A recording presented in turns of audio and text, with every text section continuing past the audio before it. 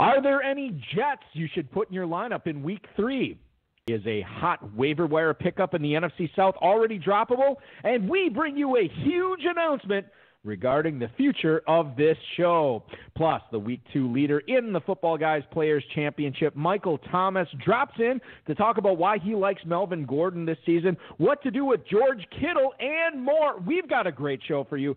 Dave Gerzak is here. I'm Eric Balkman. Stick around. Your high-stakes fantasy football hour starts now. Let's begin now. New cologne on. Feeling so good, change the color to my phone. Orange Kool-Aid, go good with Patron. No, hell no. And still my ringtone, free car wash. Had to clean up the Dodge. Give back when I can, just playing my part. Church folks had a fish fry, mustard, hot sauce, light bread, and french fries. Love for the big guy, hit the park, blowing, showing off their house. Nappy roots on the radio, and you know it rocked. Last night they hit the big three. Bought some Air Force One, 4 call teams. Man, I'm loving BG. Broadcast live and heard around the world, you are now listening to the most entertaining hour of radio on the planet.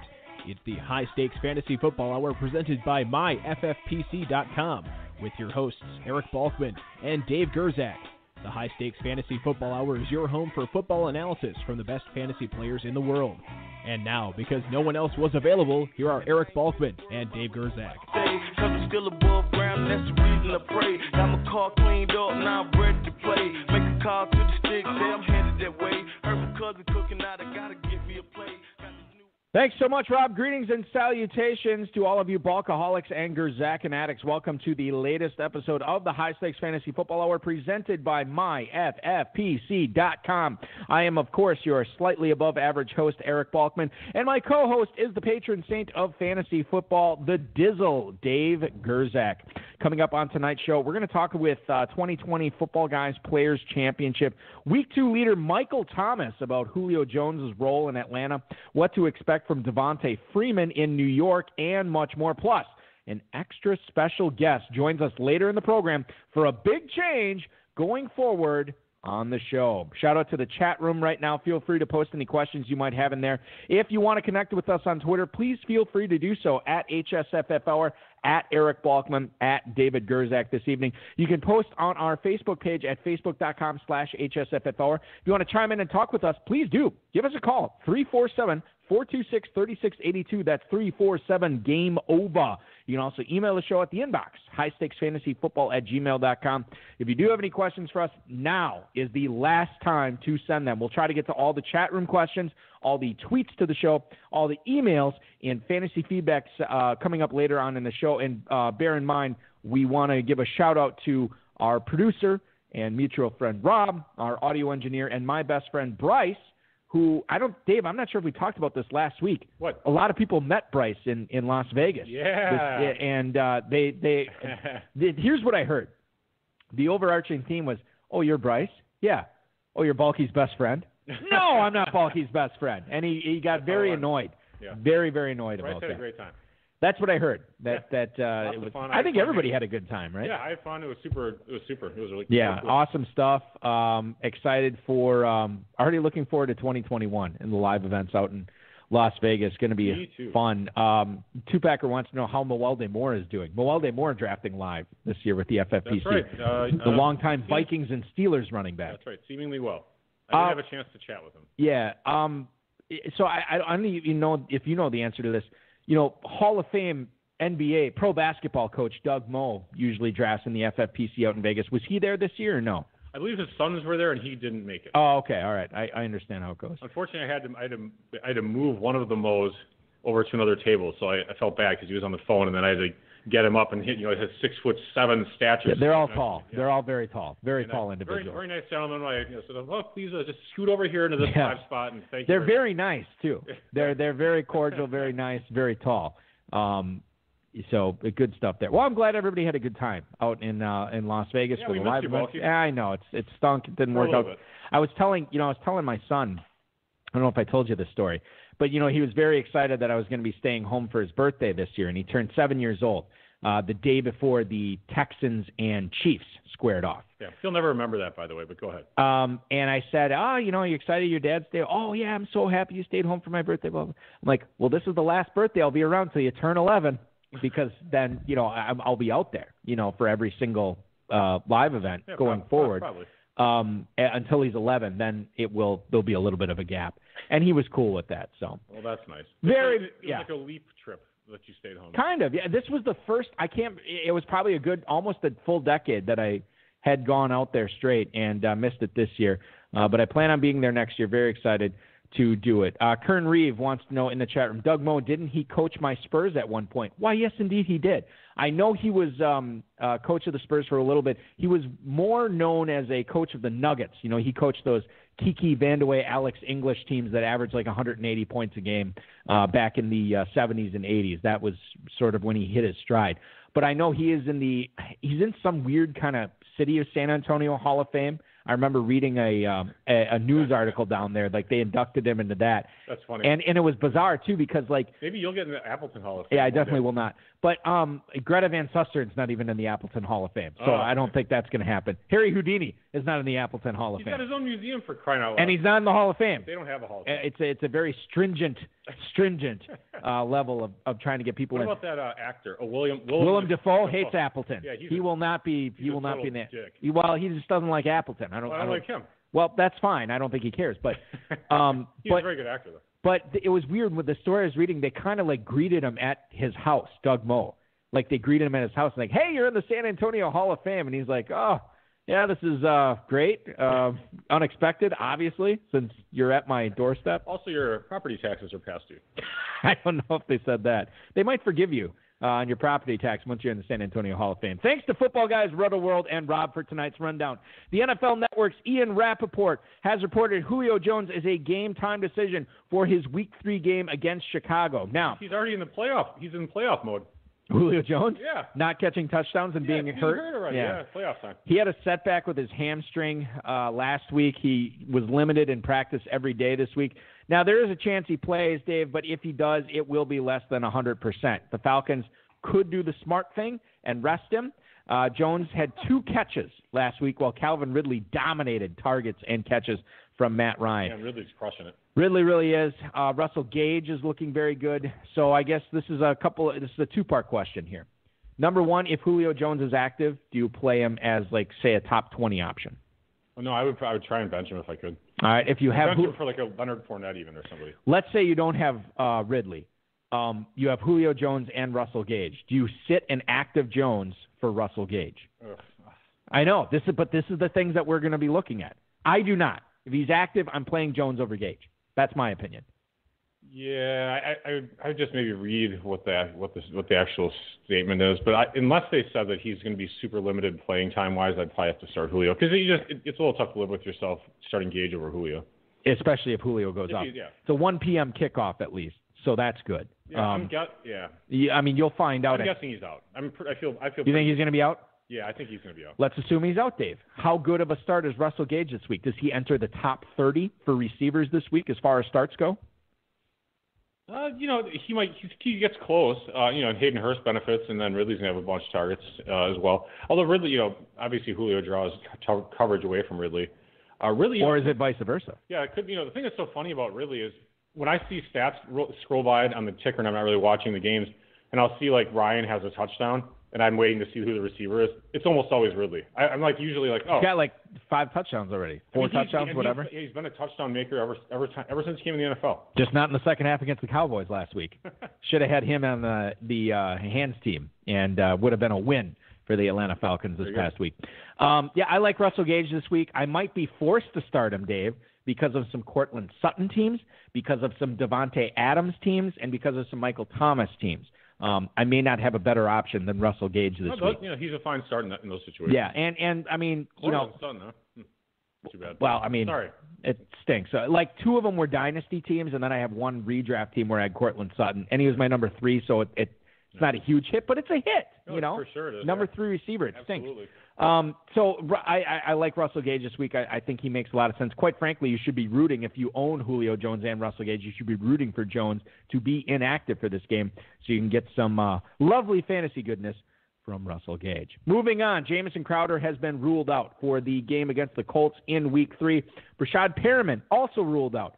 Chris Hogan, Braxton Berrios. Yeah, Those two guys. They're the starting Jets receivers this week. Do they both just play in the slot and no one goes outside? Yeah, that's the way that they're running. They yeah. just do it that way. So they have two tight ends. They have two slot players. And nobody outside. And it's like it's like high school where the corners come in by right behind the defensive end. Yeah. They have to do that. They have no outside threats. I mean, Chris Hogan caught a few balls last week. So did Barrios. Chris Herndon might be a sneaky start this week. But Dave, you look at the Jets against the Colts. What Jets make good starts this week? None is an appropriate answer should you choose to go that way. So true. Is that the way you're going? Yeah. Nobody? It should be rough. No Frank Gore, no LaMichael Perrine, no Chris Herndon, to me, I think, is the closest one. Yeah, I mean, they could just get totally destroyed. So, you just got to... But wouldn't you like Herndon in that scenario?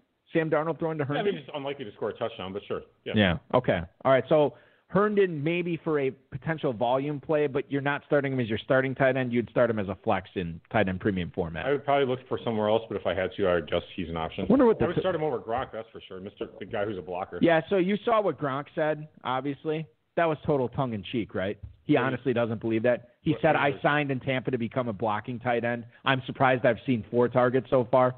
He probably didn't necessarily mean that, but I think the coach meant it. I mean, this. I'm sure he meant it like. Arians doesn't throw to tight ends. I mean. And he said that. Yeah. I'm looking for that total on that. By the way, your Brewers game, St. Louis is throwing a no hitter here. I've noticed that. But feel free to say that as much as you want. No hitter. Jets at the Colts this week. Colts are 11.5-point favorites, Dave, and the total's 44. Woof. Well, they're still giving the Jets like 15 points. You know who you start in that format? Who's the game script in that game? Jonathan Taylor, baby. Yeah, Mr. League winner, according to Frank Laprade, who was on the show saying that early. Now, he didn't know about the Marlon Mack injury, but still, Jonathan Taylor looks great. Slated for a big workload in this game as well against that Jets defense. Moving on, ladies and gentlemen. Zach Moss, with a toe injury, has been ruled out for Week 3 against the Los Angeles Rams. This will be his first game that he has missed in his NFL career. Devin Singletary, Dave, fire him up. Now, he gave up 45% of the snaps in the past 2 weeks to Zach Moss. He should get a pretty heavy workload against the Rams defense that currently is allowing the 10th most rushing yards per game. You firing up Devin Singletary as a top 25 running back this week, knowing this? Oh, yeah, absolutely. I like him quite a bit, and I'm just looking at this right now. I have one team I was very disappointed. We won't talk about this the rest of the night. James White has been ruled out. I don't know if you saw what happened to him, but thoughts and prayers go to him and his family. Some tragedy with his family. I didn't hear. Parents were in a car accident. His father died, and his mother is, I think, on life support right now in the hospital. That's terrible. So very, very sad news for James White, and he has been ruled out. Did not practice at all this week. Singletary is interesting, and I'll be sticking him in as a second running back a lot. But yeah, fire him up in that game against the Rams this week. I think if you ever were going to start Singletary, you know what it reminds me of, Dave, is when you have – did you ever see the movie Armageddon? Yeah, like 20 times, okay. Of which 18 – like 19 times too many. Okay, so this is perfect. Should have been once. So do you remember the scene where Ben Affleck's character is drilling a hole into the center of the asteroid, and Bruce Willis's character is saying, "You gotta stop, AJ. You're gonna go flying into outer space like what's his name did." And then Ben Affleck says, "Harry, if you've ever trusted me once in your life, trust me now. I know." This is Devin Singletary this week. If you've ever trusted Devin Singletary once in your life, this is the week to fire him up. This is the week to fire him up. Right. So hopefully you fire him up this week and Devin Singletary goes off. One more thing I want to get to before we get over to Michael Thomas, who is leading the Footballguys Players Championship after 2 weeks of play. This was interesting last night. So before I say this, did you watch a game last night between the Dolphins and the Jags? Portions of it. Portions of it. Okay. Yeah. Well, you might have seen portions of the game where Myles Gaskin was playing for the Dolphins. In fact, Dave, 75% of the offensive snaps that were done last night for this Dolphins team, Myles Gaskin was on the field for. He had a 60% range of snaps in the first 2 weeks. Obviously did not get the goal line carries. Jordan Howard got those and got a 1-yard touchdown because of it. But Gaskin, 75% of snaps. Jordan Howard, 7%. Matt Breida, 18%. Ouch. If you got Myles Gaskin off the waiver wire, you have to start looking at this guy as a player that you can flex out. on certain weeks. Now, granted, the game script went very well for him last night. Nevertheless, he's a starting running back in the NFL. He's a starting running back in the NFL. And think about the passing downs that Miami had. It wasn't always Breida out there. In fact, Breida wasn't out there. We just saw 18% of the time. But you look at Gaskin, who was out there on plenty of passing downs and caught passes last night, caught like 4 or 5 passes. This is a guy you probably got off the waiver wire. Just wait and see what happens. Jordan Howard, Matt Breida, they're probably cuttable at this point, and Gaskin is a guy that can be flex-worthy now. I do agree with you. Wasp guy brought up James Robinson in the chat room, and I will say, he's been awesome. Yeah, I mean, that's one thing I'll say. The parts of the game I watch, I mean, just whatever it was, some corner or safety went up and blasted him, and he just bounced off and kept going. Like, yep, no big deal. Exactly. So that dude is a player. He is really kicking some ass. The other thing too that makes me like James Robinson. Well, 2 things. Number one, if you looked at him, and we don't have the all 22 film, but I was watching him last night. He just seems to have like the vision that you're looking for, which you can't really coach. Right. He just seems to have that natural ability to find the creases, know where the holes are going to be, which was awesome. The other thing, this is a guy who really didn't get a lot of pub in high school. He went to Illinois State, was undrafted. He works his tail off, and he's going to continue. He knows that his leash is not long in this starting job. If he has a bad week, they'll kick it over to Chris Thompson, Reichwell Armstead, Divine Ozigbo. These are guys that Jacksonville likes, and they will turn to them. They just got to get off the COVID list, or at least Armstead does. But that's the thing. But as long as Robinson is laser dialed in and he has the fear chasing him, there shouldn't be any reason to let up off the gas. Yeah, he looks like the guy for the rest of this year. Yeah, I agree. I totally agree. And I loved watching him play last night. Hopefully, as an owner of him in 3 leagues, I hope we see much, much more of him going forward. FSGA had their thing. Are you allowed to say owner anymore, or what? Or what's the politically correct term for you roster someone? I don't know. Yeah, I forgot. I'd have to look at it again. I know we should be cognizant of that. And I know it's important to them because they have these happy hours that they always talk about. Apparently, alcohol abuse is no big deal to them. But well, you don't have to abuse alcohol during a happy hour. Make sure though that they can promote that, but don't worry about the other stuff. We will try and get better at that for sure, and do our best going forward. I know you won't. You own James Robinson, good. Yes, I utilize his stats. That's what I do. Let's go to our guest tonight, ladies and gentlemen. He has been playing high-stakes fantasy football since the first WCOF event way back in 2002. Also has proudly drafted, Dave, in every FFPC live Friday night main event since its inception. That's awesome. Why is he first coming on now, Balky? Because he's leading the Footballguys Players Championship. Right. He's actually a veteran of that contest, as well as the $2,500 live auction in Vegas. Leading first place in the FPC this year after 2 weeks of play.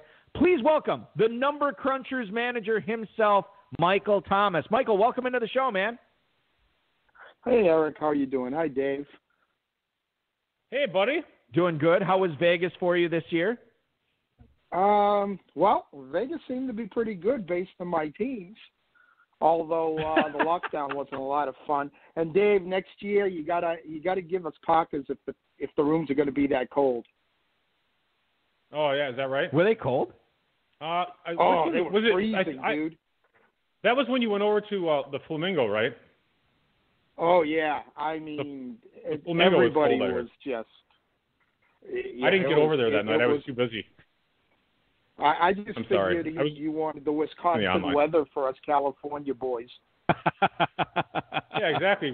You better man up over there. You Cali guys are a little soft. Well, no, it has nothing to do with that because, Dave, if you and I went down to Southern California, we could be wearing I'm not speaking for you, but I'd be wearing a T-shirt and shorts in Southern California, and I'd be sweating buckets. I would look like a lobster after about half an hour. I would too. I am not cut out for that weather. Michael, you certainly are not only cut out for that weather, but and you are tan. And yes, you are cut out for leading the Footballguys Players Championship. We have so much to discuss with you tonight on these airwaves. Before we get to that, can you tell the listeners what you're doing for a living right now? I am a software developer. So I just write code and look at fantasy football. But before we go any farther, I just want to recognize that I have a partner, Daryl Balmer, who has been with me from the beginning. And I just, don't want anybody to think I'm doing this all by myself because I really ain't that smart. So him and I have been for the better part of 30 years, and the 20 years of doing high stakes have been partners, and all of the teams are a collaboration between the two of us. I know I'm more the face. I do the drafting and the bidding and the auctions and so on, but we work really hard together to do our ratings and put our stats together so that we have our game plan for every season. And I just wanted everybody to know and recognize him, because as much as this is me, it's every bit as much him. Yeah, shout out to Daryl for sure. And Michael, I think one of the things that, this kind of begs the question, 30-plus years with the same co-manager, I mean, that's rare, especially in the high-stakes space. I'm just curious, what makes you and Daryl work so well together when it comes to rankings, when it comes to drafting, setting lineups, placing waiver bids? How have you guys been so successful as this same partnership has evolved over 3+ decades? I guess it comes down to not having an ego and just respecting each other's opinions, and also not getting butthurt when you tell each other that your idea sucks and you're not going to draft that guy no matter what. That's great. And believe me, every year there's about 2 or 3 guys that he loves, and I just go, no. Ask him about our center Whiteside last year.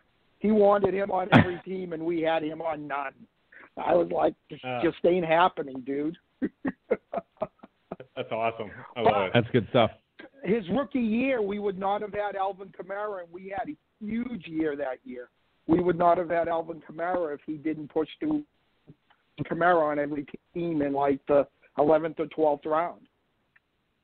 Oh, that's awesome. I mean, that's a championship maker right there. Yeah. When you get you had the similar experience with Deuce McAllister went way earlier when you guys had him way back in the day, right? That was like a second or third pick. Second or third round, I should say. Yeah. Even the 2002 WCOF, he actually went around picks 12, 13 to like 17, 18. Yeah. So yeah, he was going early. Yeah. Anyway, we'll move on a little bit from that. Flash forward to current events here, Dave. By the way, it was really nice to chat with you and Daryl at the Paris at the little bar there for a little bit. That was great meeting you guys again. It's good seeing you every year, always just to chat. And I didn't see the Youngblood jersey. Did you have that?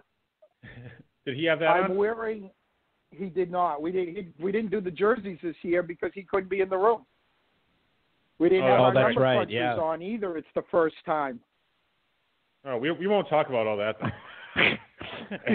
But it worked out because they're leading the Football Guys Players Championship right now, Dave. Yeah, exactly. Yeah. So anyway, congratulations on that. And Let's talk about our main event team's in 26th place. Hey, now look at that. Nice. You guys could be pulling in $1 million this year. Oh man.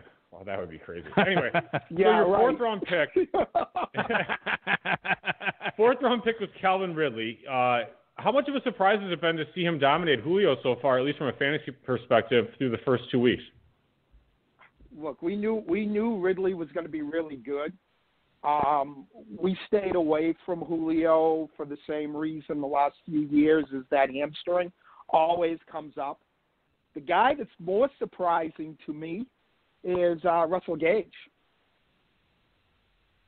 because we put him on the back end of some teams, and he's been putting up some solid stats.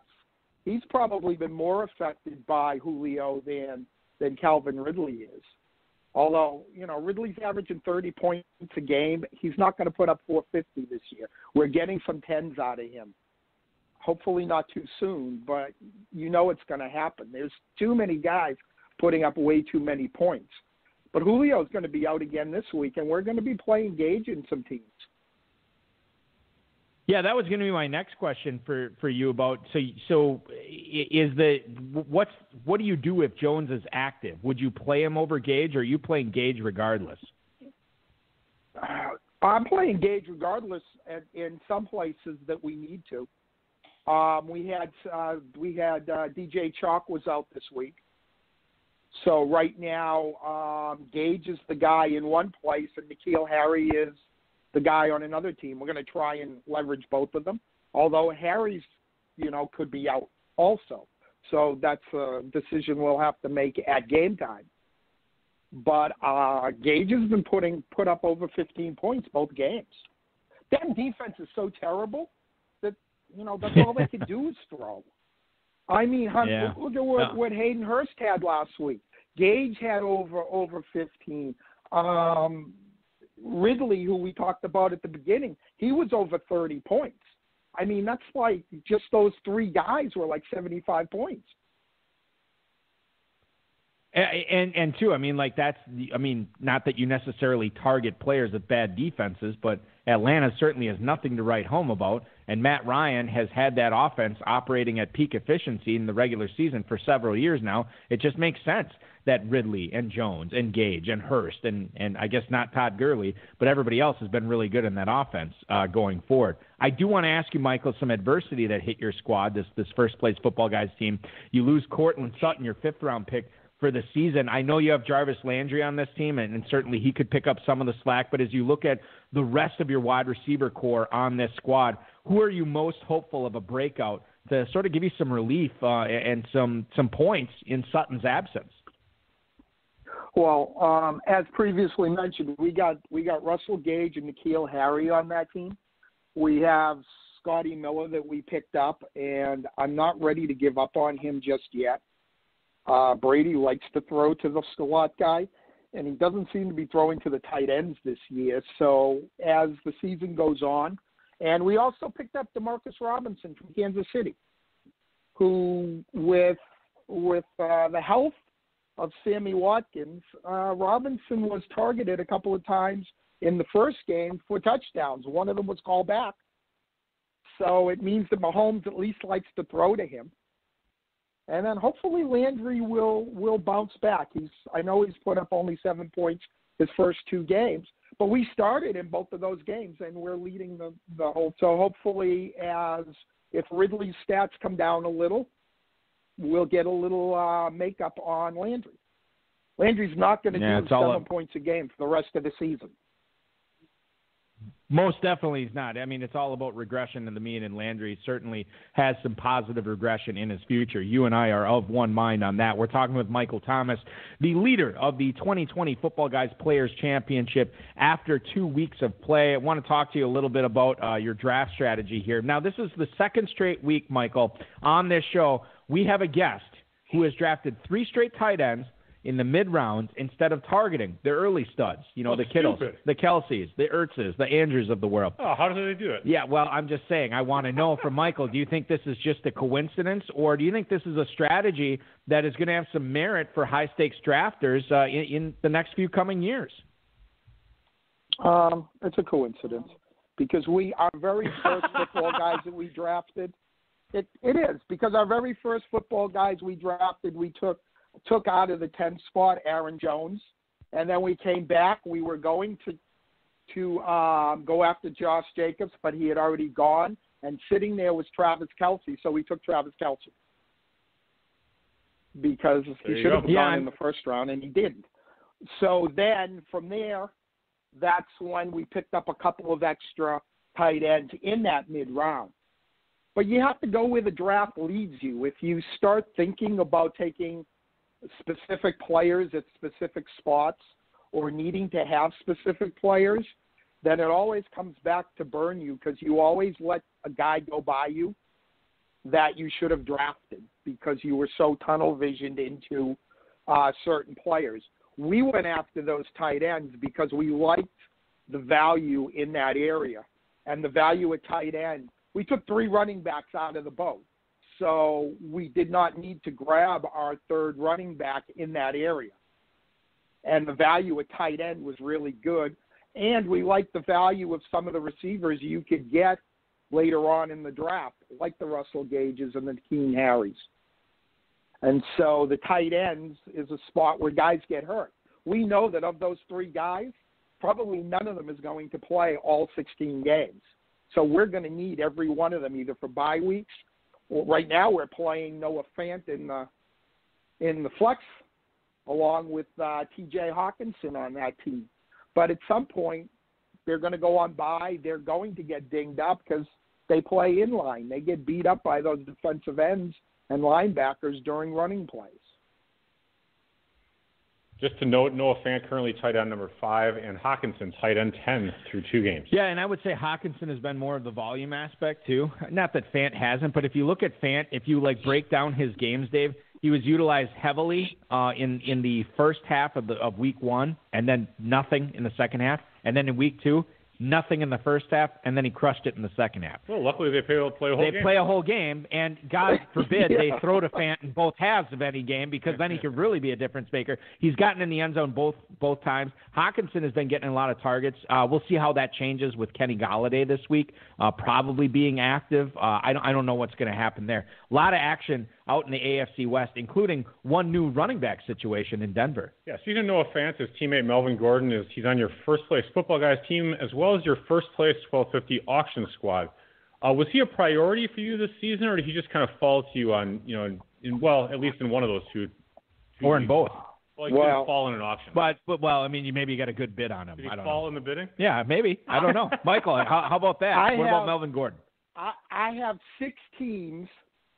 5 of them are 2-0. They all have Melvin Gordon. The team that's 0-2 does not have Melvin Gordon. Interesting. Melvin Gordon in the auction, to start with, the numbers for running backs was insane. McCaffrey went for 71. Oh. Ezekiel Elliott went for 69 to the same team. Whoa. Who was that? Can you reveal the name? That's hilarious. Saquon Barkley went for 65. There were at least 4 or 5 guys in the 50s, including Edwards-Helaire and Kamara and all of the other first round guys. Right? We ended up with Jacobs, who we really liked at 44. And then guys like Connor were going at $30 a piece. And Austin Eckler, we had them all rated around the same place as we did Melvin Gordon. And we got Melvin Gordon for $17, which allowed us to buy David Montgomery for like $8. Oh. Yeah, Montgomery and Gordon, both really good values because of the injury. The injury injury for Montgomery. Yeah, they were falling in. I know in the Kentucky draft they both were falling. Well, and to me, right around where FFPC main events were and live events were happening, that was when sort of everybody's talking of Philip Lindsay. Right. Oh, this could be a timeshare. This, and obviously Lindsay's injury helped. Myself included, actually. I've actually. Yeah, no, my proclivity and Philip Lindsay this offseason, Dave. I have him on way too many teams, and I'm counting on him way too much. It's really ridiculous. It's like my kids counting on me as a father. They're going to be disappointed. That's a good point. Yeah, it's really rough. It's really, really rough. But, yeah, I mean, Melvin Gordon has certainly been working out for you, obviously. 5 of your 6 teams, the ones that are 2-0, they have Melvin Gordon on. I do want to talk, shift the focus to receivers here, specifically in the other conference. Now, Sterling Shepard was placed on IR. That has a different meaning this year because you only have to miss 3 games once you're placed on injured reserve. I'm just kind of curious, Michael, and I know you don't own Golden Tate anywhere, and maybe this answers the question for us, but with no Sterling Shepard, does Golden Tate become flex-worthy for high-stakes players who maybe want to start him, given that the Giants and Daniel Jones should be playing catch-up against the Niners this week? I have 0 shares of any Giant offensive player, and that was planned. I don't know what this offense is. You have a head coach that came in from New England that played a certain style of offense, and then the offensive coordinator, I wasn't all that pleased with him in Dallas, so I just completely stayed away from them. I think it's a risk. I mean, the one guy, was it Slayton? It's probably the best option on that whole team. Maybe Dion Lewis because, coming from New England, maybe he knows Joe Judge's offense a little better. Well, okay. Just to unpack this here, and Dave's going to ask you a question about the new running back with the Giants here shortly. But, Michael, did you – and we're talking Michael Thomas, the leader in the Football Guys Players Championship right now, 10,800 teams. He's in first. Michael, did you have any 2 picks this year? And if you would you have gone with like Elliott or Kamara over Barkley in the 2 spot? Oh yes, absolutely. We had no desire to take Saquon Barkley. We were either Elliott or Kamara. And there was now no that doubt. we know and Barkley will miss the remainder of the season with an ACL injury, and it's going to be a piecemeal backfield, as not kids say, grandparents say, I guess, at this point. And one of those pieces will be Devontae Freeman, who signed on Tuesday, Dave. Kind of interesting thing to unwrap here. Yeah, what do you think? So, Freeman's going to come on. Deion Lewis is kind of the starter. Wayne Gallman's chilling out, doing whatever he's doing. Ron Dane is just a phone call away. He's working. Tiki Barber's on speed dial. He's still in good shape, exactly. Tiki's an option. I mean, he could be an option. So what do you think? I just think do you it's think so Freeman's muddled. going to be the guy in 3 years? 3 weeks? Devonta Freeman, or will it be Deion Lewis, the small guy? The question is, can you afford to stash him on your roster for a couple of weeks to see what happens? Oh, with my crappy teams, absolutely. Remember, bye weeks are coming, and that's what's going to separate the men from the boys when your big players start going on bye and you need to rely on your bench. It's just so muddled a situation. I really liked Daniel Jones last year. As a matter of fact, I put him on some teams when he got the starting spot, and he did really well. And I was kind of confused why they would have gotten rid of the head coach, after the first year with the rookie quarterback who seemed to be improving. And then the first 2 games of this season, he doesn't look like the same player. You got a new offense, a new team, a new coach, and COVID without actual games. So I couldn't see any of these players. I have no idea what's in the coaches' minds as to who they really like. I mean, when I signed on, I heard you talking about the Jacksonville running back. They had great game last night, and he's had 2 great weeks. But who could have predicted that? Not me. Nobody knew. You never saw him. You don't know what he looked like. He was an undrafted free agent. I mean, who knows? So what you're doing is you were guessing because you didn't even get to see. I mean, I didn't even know what the guy looked like till that game last night. I thought he was white. There was no preseason games. I usually watch every preseason game. NFL Network, they play every preseason game during the week, and I would watch every single one of them to at least be familiar with the guys that could be, the backups and stuff. But we didn't have that. Did you do that while you were coding? Yeah. By the way, I put the quote while you were quoting, unquote. You should. If you saw my setup, you would die. I have three screens to code from, and I have a big screen above them that I have NFL Network or ESPN going on. That's awesome. I love it. That's why you're brilliant, Michael. It's why you're leading the Football Guys Players Championship. I cannot multitask. It took me 20 years to get to number 1. I'm brilliant. Well, no, I'll tell you this. Now that you are, everybody wants to pick your brain, and we do have a couple of emails that came in that I do want to read to you tonight. Dave, go ahead. Let me just interrupt real quickly, just to let you know, since you're in first place. Yeah. The FFPC season. Actually, no, wait. But I was going to say it becomes official after 6 weeks. After 6, yeah. But if the NFL ends due to COVID, I don't think you actually get the whole first play. No, it's divvied up. It's divvied up. Forget it. Well, just stay in the top with 25%, right? I didn't. Yeah, I'd have to. I read that. Check. I didn't read those. Well, I know you did it, but I anyway, did there's one. some emails or something. Go ahead. Let's get to some emails here, and this first one is from Nick in Minneapolis, and Michael. He writes, "Hi, Michael. Is Dalton Schultz the play over George Kittle this week?" Well, I think that's obvious. Even if Kittle's active, he won't be 100% until Nick Mullins throwing to him. What would you do? Congrats on the FPC. That is Nick in Minneapolis. So I guess let's rephrase this question now that Kittle got announced this afternoon is out. If you have Jordan Reed and he caught 2 touchdowns last week, but Nick Mullins is throwing to him, you're playing Schultz over Reed, right?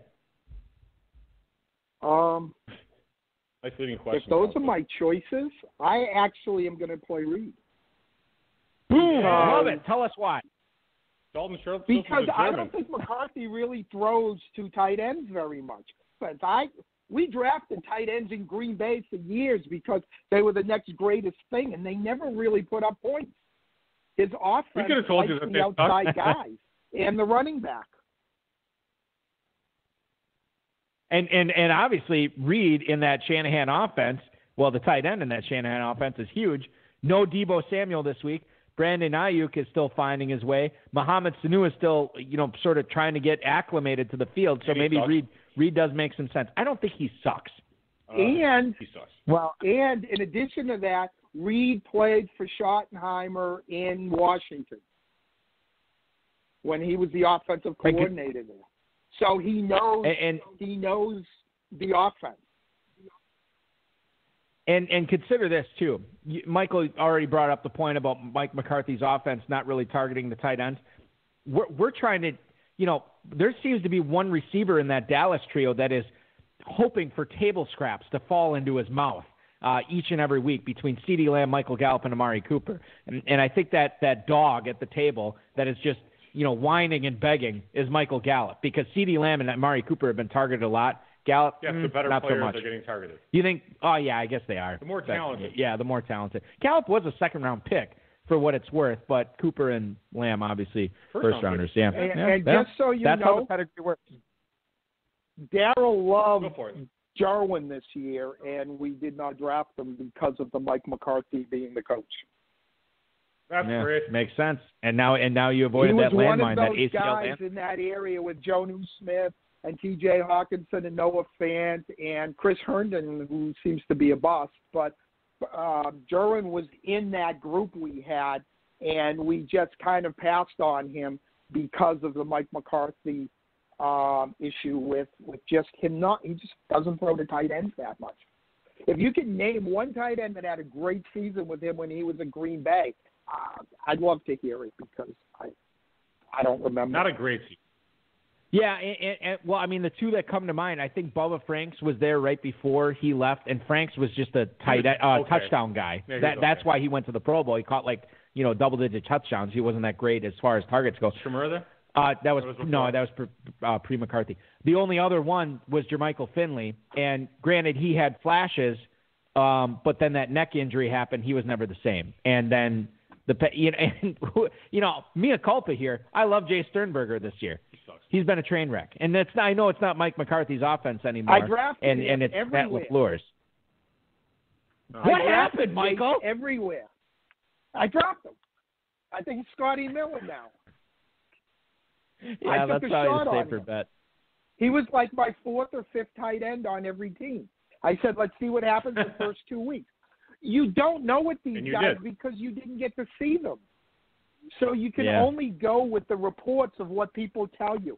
I had the NFL Network on all the time, and they're showing Tom Brady in shorts going back to pass and throwing the ball. What a beautiful spiral, but you don't know what that means. You don't know if he threw it to the right guy, if the guy was in the right space. You don't know anything about it because you don't see them in pads.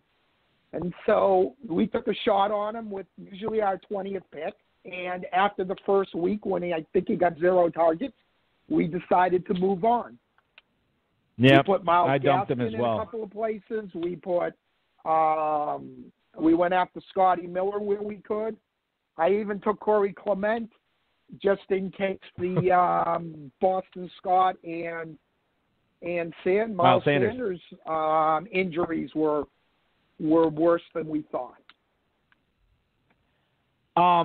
Michael, tremendous talking to you tonight. This has been so much fun picking the brain of the FPC leader after 2 weeks. Dave has one final question he wants to ask you before we let you enjoy your weekend.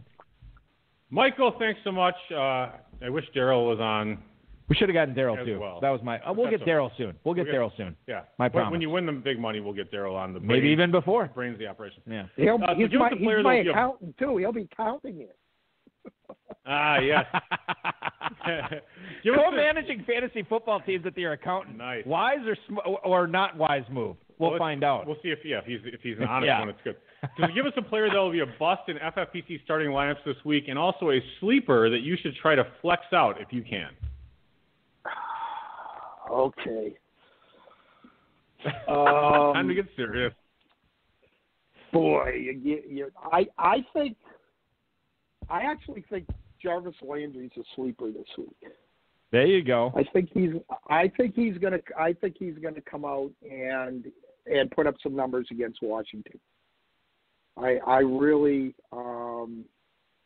like him a lot. For a bust, I think it might be Josh Allen. Ooh. Josh Allen. Against the Rams. I think maybe. So they've played, two teams without a pass rush yet, and the Rams defense is looking pretty good. Plus, you got Ramsey at shutdown corners, so maybe his 35 point a week average goes down this week. All right. Yeah. No, I mean, it makes sense. I know a lot of pundits. Because I have a lot of them, and I'm still playing them. But yeah, no, I am too. The thing with Allen is like, he's coming off such a big week. So how much are we overrating week 2 when we're ranking him here for week 3 against the Rams?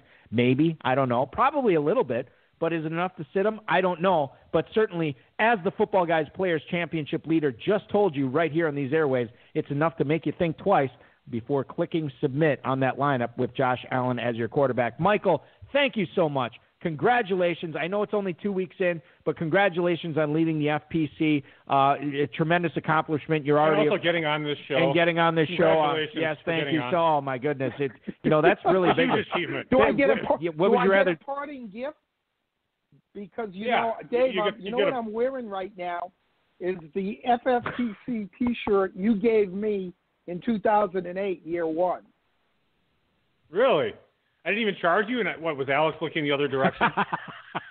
Well, no. What happened was you texted me, you emailed me asking me if I'd like to join and have a team.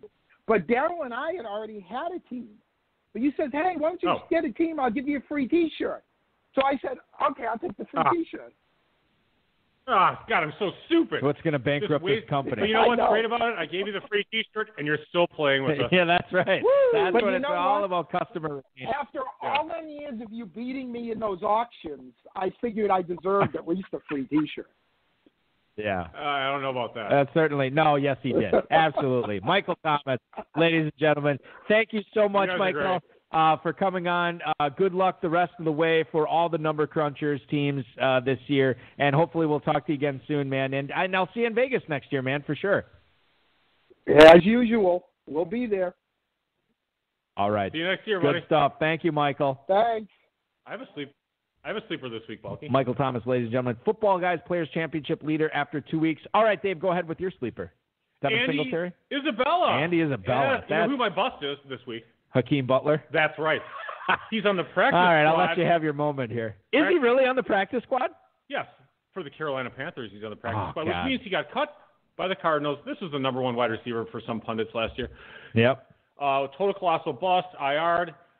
So as bad as Isabella may have looked, he's going to be starting this week because Christian Kirk is out. He's out, yeah. He might be starting in 2 or 3 wide receiver sets. Fitz would start over Isabella, wouldn't he? Yeah, so Isabella would be in the slot. Yeah. Well, no, Fitz would be in the slot. Well, whatever. Isabella's around there somewhere. I guess so. Isabella would be out there. Regardless. Yeah. He's going to be actually he's not going to play 14% of the snaps for once. Hopefully he catches with his hands instead of always body catching, and he does well. I'm going to let the internet sleuths get to this before we move on to our next segment. I believe, and I could be wrong, Dave, college teammates at Iowa State, Hakeem Butler and Alan Lazard. Well, yeah. Who is the starting receiver, could be the number 1 receiver. He was about a year ahead of him? For the Packers this year. Were they ever teammates with David Johnson? No, David Johnson went to Northern Iowa. He didn't go to Iowa State. Boy, do I feel stupid. Well, I mean, somewhere in the Corn Belt, as it were. I think that Butler was drafted and Lazard was undrafted last year. I thought Lazard was out maybe a year earlier, but I might be mistaken. Well, maybe you're right. I don't know. Regardless. All I know is they're about the same pedigree right now, and Lazard is going to be the number one receiver on Sunday night. Hakeem Butler is going to be pounding some Cheetos on his couch on Sunday Night Football. Next, A.J. Green per Greg Cosell, Hakeem Butler. Amongst others. Moving on. All right, so I promised, I teased a big announcement here at the top of the show, and far be it from me to offer an empty tease to our listeners. I am going to give Dave Gerzak, the Dizzle, the patron saint of fantasy football. I don't have a speech written. The floor. You don't have to. Oh. People just want to know what the announcement is. So you can go ahead and give the announcement right here. Balky, it's been great being on the show for year after year after year after year. Coming up on 10 years. But tonight is actually my last official show as co-host. Unbelievable. You're well aware of it. I know. I'm just trying to act surprised for the listeners. But we do have a new and improved co-host coming in. Yes.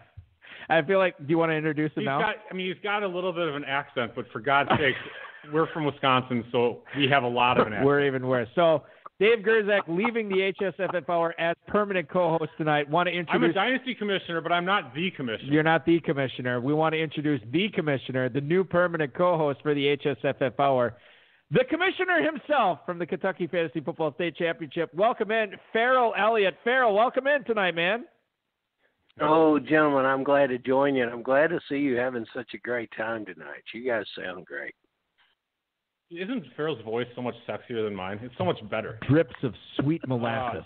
Love it. The show's going to get so much better. The ratings are going to skyrocket. Yeah, it's from 0.1 to 0.12. Which would be an all-time high for us, no question. Yeah. So do you want to do so? So we're going to talk to Farrell here tonight, and talk about the new era of the HSFF Hour. But Dave, do you want to talk a little bit about like sort of what went into this and why you decided that tonight or this episode or now was the right time to leave the HSFF Hour? Yeah, my wife said if we can't go out for dinner on Friday night, she's going to divorce me. So I said, all right, you know what? This is a huge deal, ladies and gentlemen. Give me another year. I'll do it for another year, and then finally call the attorney, but don't actually file the suit, and eventually I'll get it done. Right, exactly. Well, actually, I feel like we've done it a long time, and it's great. And we have, yeah. Balky, it's been awesome working with you, and you've likewise saved me so many times, just leading into whatever. Yeah. Like, hey, Dave's got a question about Andy Isabella. Right, so, yeah. Here we go. 474 episodes, my friend. Yeah, which I've been on like 200 of them. 250. Yeah. But I think it's time for some new blood, and I think Farrell was willing to do it, so I think it was a good time to move on as the season kind of progresses here as we got through the preseason. Yeah. So. And one of the aspects that you will add to the show that we've never had before is somebody who actually is a player in the FFPC format.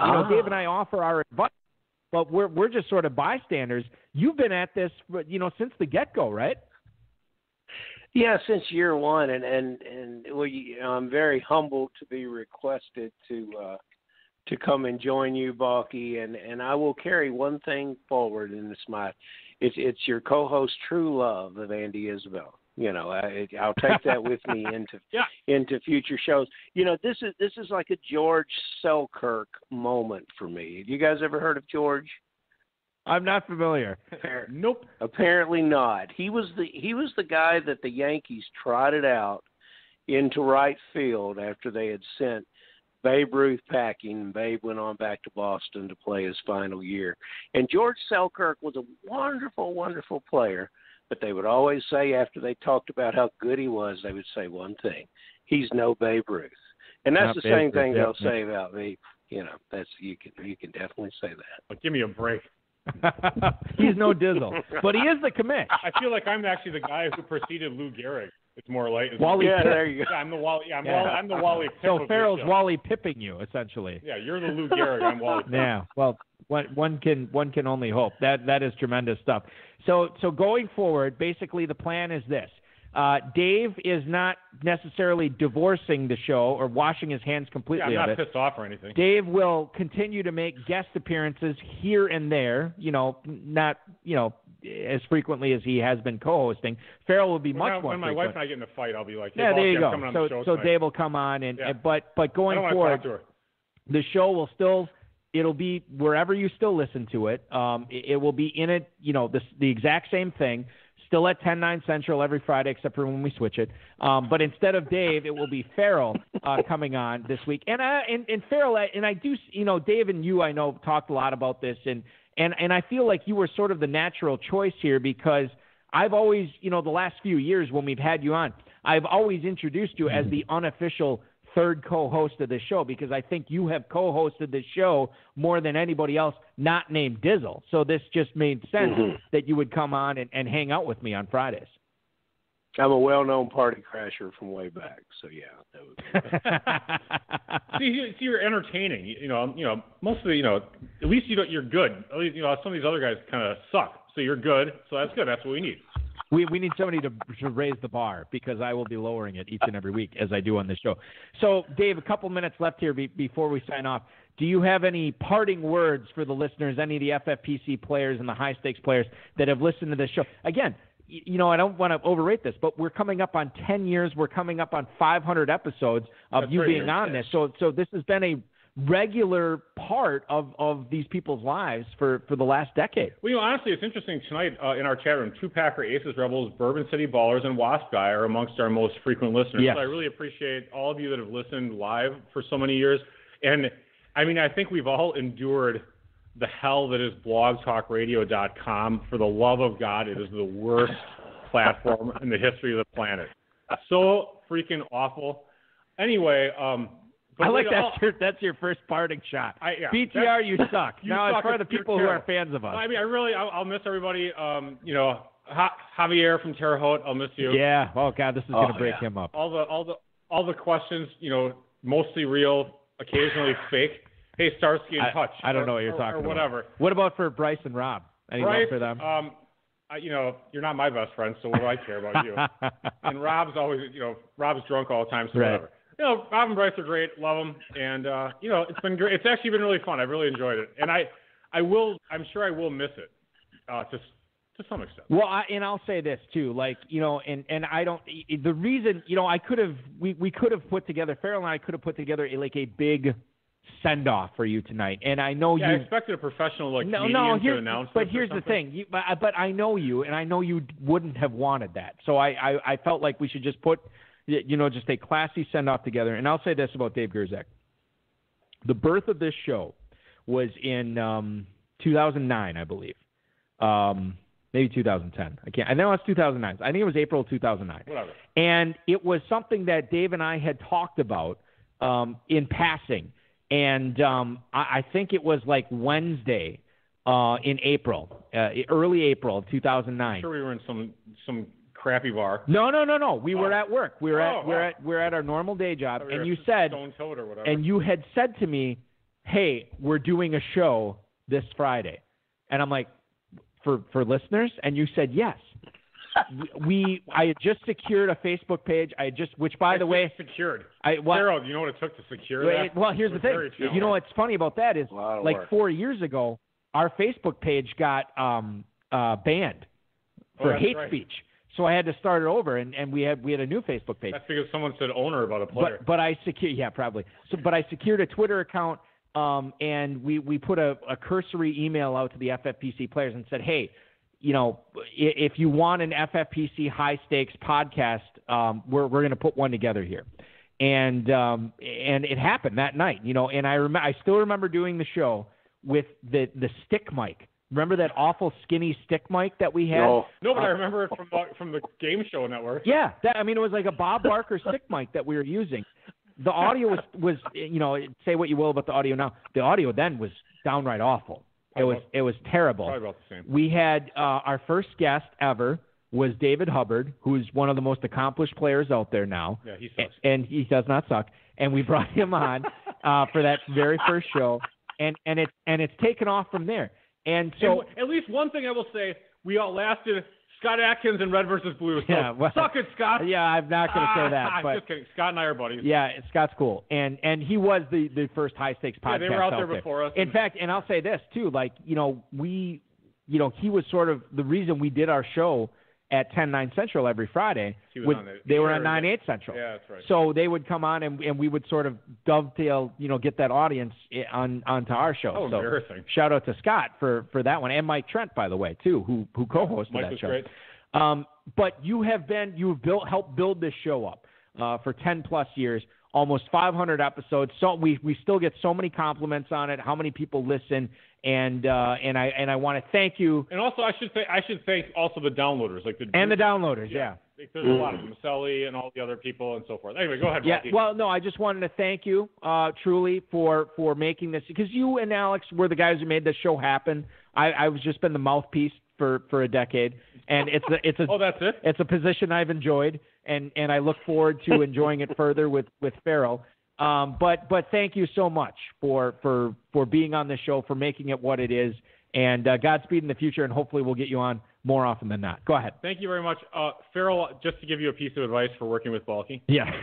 He'll ask you a bunch of questions, and then he'll ask for your position on it, and then he'll go back and forth on his position. Make him take a position, and not just give you the BS. Oh, I can see this or that happening. Yes. Make him say what he thinks. Farrell, you are one of the nicest guys in the business. Are you going to be able to put the screws into me when it needs to happen? Balky, I've been looking over your teams in Kentucky this year, and you're certainly not screw-proof, sir. You've got some things going on here that we can talk about. So we'll be able to let the listeners know how you're doing down here, and they'll get a kick out of that. Yeah. Yeah, no, I'm sure they will. But and they may never listen to the show again after that. No question. Farrell, listen, thank you so much for popping on tonight. We did the unofficial changing of the guard, and I will talk to you right away, 10/9 Central next Friday, man. I'll see you next Friday. Hey, thank you for everything you've done for fantasy football. You truly are the patron saint, sir. Thanks, Farrell. Thank you, Farrell. We'll talk to you next week, buddy. Have a great weekend. Farrell Elliott, ladies and gentlemen, at KFFSC on Twitter. He is the commissioner of the Kentucky Fantasy Football State Championship, and he is the new, well, you can't be the new Dizzle. Dizzle will never be replaced, but he is the new co-host of the HSFF Hour as of tomorrow, a moniker that Dave has worn over the last 10 years, and really a tremendous job by him. You will be missed, my friend, but we will have you on from time to time just to get your take, sort of ground us, right? Just sort of keep us from floating away. Farrell and I love every player. This is the problem we're going to run into. Oh yeah, it's hard for me it's hard for me to say that about players. I know it's hard for Farrell. If you need me to come on and ground you, let me know. All right, sounds great, ladies and gentlemen. I'm not really usually doing anything. That way, yes. Well, you know the phone number 347 game over. You can always call in. All right, ladies and gentlemen, that is going to do it for this landmark episode of the High Stakes Fantasy Football Hour. I want to thank Michael Thomas, the 2020 FPC Week 2 leader, our new co-host, the commish, Farrell Elliott. You can follow him on Twitter at KFFSC, the FFPC, Rob Rice, and, of course, each and every one of you. We'll be back next Friday, 10/9 Central, with new co-host Farrell Elliott and myself, plus an exciting Dynasty Fantasy Football announcement from longtime player Nelson Verbit. If you saw the FFPC's Twitter feed today, you saw what the partnership is with the Dynasty Depot, Dave. Yeah, I'm really excited to work with Dynasty Depot. Nelson and his guys are going to do something insane. They're going to change the Dynasty. I feel like they're going to change the Dynasty landscape altogether. Is this a paradigm shift, Dave? Can we go that far? Yes, exactly. It's a paradigm shift, ladies and gentlemen. Sure. Don't miss it. He will be kicking off next Friday's show at 10/9 Central. That's not all. You thought me, Farrell, and Nelson was enough? No, that's not enough. Week 2, main event, second-place team owners Ryan Barker and Adam Casanelli will also be on the show next week, too, as well. So we'll have a new co-host and 3 guests. What better way to usher in the new era of the High Stakes Fantasy Football Hour? Good luck in Week 3 to everybody out there. And once again, a wholehearted and a big thank you for a decade plus of fine yeoman, tremendous work, really, not even yeoman's work, tremendous work from the Dizzle, Dave Gerzak. He is the patron saint of fantasy football. He always will be. Ladies and gentlemen, your weekend officially starts now. This has been another episode of the High Stakes Fantasy Football Hour presented by MyFFPC.com that was broadcast live and heard around the world. Eric and Dave will be back next week with more analysis, interviews, and advice from a guest much smarter than they are. Thanks for listening, and we'll talk with you again next week.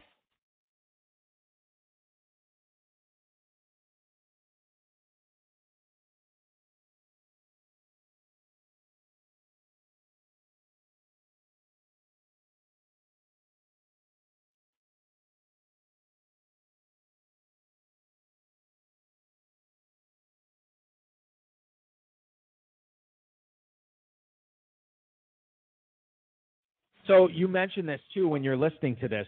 I have to change the outro. Not only have to change the outro, I have to change the intro. What is that? That was that one dude who did that like 10 years ago. Is he dead? I reached out to him. What's his name? His name is, for all intents and purposes, Rob.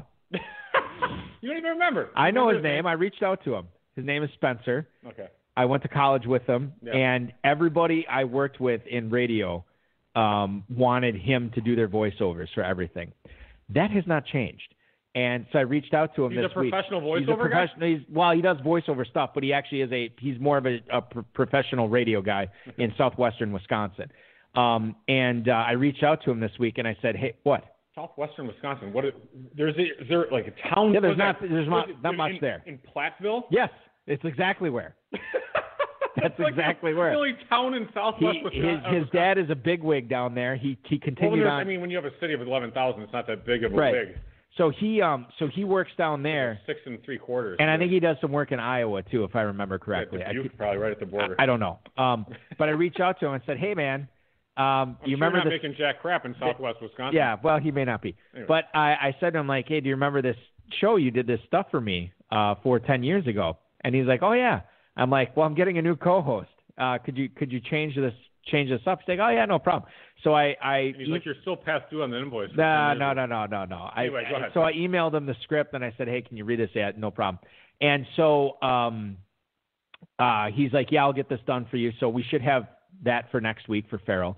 And you do voiceovers for the Appleton. Yeah, but the thing, like from a radio perspective, you always want a different voice. Right. Is how it is. I could have done it. That I missed the boat on that. That would have been. And now because nobody else is available, Farrell Elliott. These two dickheads. Screw you guys, I'm out. But so he's doing that, and I've always, as far as the intro and the outro music, we've always had a tinge of us, represented in those song choices, and so now going forward, I'm going to try to represent me and Farrell in those song choices as well. Maybe more so me than Farrell. Farrell's a fan. He's a fan of everything. That's the problem. He's gonna have one of his local artists play. I could be down for that. Maybe. I mean, who knows? I have a lot of the other thing too that people don't realize. Not only is Farrell the commissioner of the Kentucky Fantasy Football State Championship, he is an NFL agent. He is a talent. He's a talent agent as well. Represents a lot of bands. And I've seen some of his bands perform live, and they're tremendous. And I've downloaded a lot of their music. Actually, they're quite good. We might go that route too. Rock instead of rap. More rock, yeah. Yeah, that's so that could happen. But we'll have new theme music next week. We'll have a new co-host next week. We'll have a new script next week. That's great. Well. Yeah, this will freshen it up. It was, I think it was getting stale. Yeah, I feel like it's a house with granite, and a house that. It's got the tan colors, and it needs the beachy look a little bit. Yeah, more beige instead of tan. Yeah, you got to get the quartz going a little bit. You got to update a little bit. So update this house here. We'll get the Keystone in. Yeah, we could do the Keystone. Yeah, get rid of me. All right, so I can tell you, I don't know your next appearance on the show for sure, but I can tell you this: we just did episode 474, episode 500. You got to come on. All right, I'll come on. So that'll be 26 episodes from now. I'm assuming that'll be somewhere in Dynasty rookie season. I'm sure I'll be available. Yeah, and we'll have you on. We'll have a whole get together on. It'll be great. Make it 90 minutes or whatever. Well, we'll make it 90. Might make it 2 hours. A lot of people want to come on. As long as I'm on for 10 minutes only. Talk to the discipline. All right, final words from you, Dave. I'll let you sign off tonight. Thanks for listening, everybody, and good night. That's it.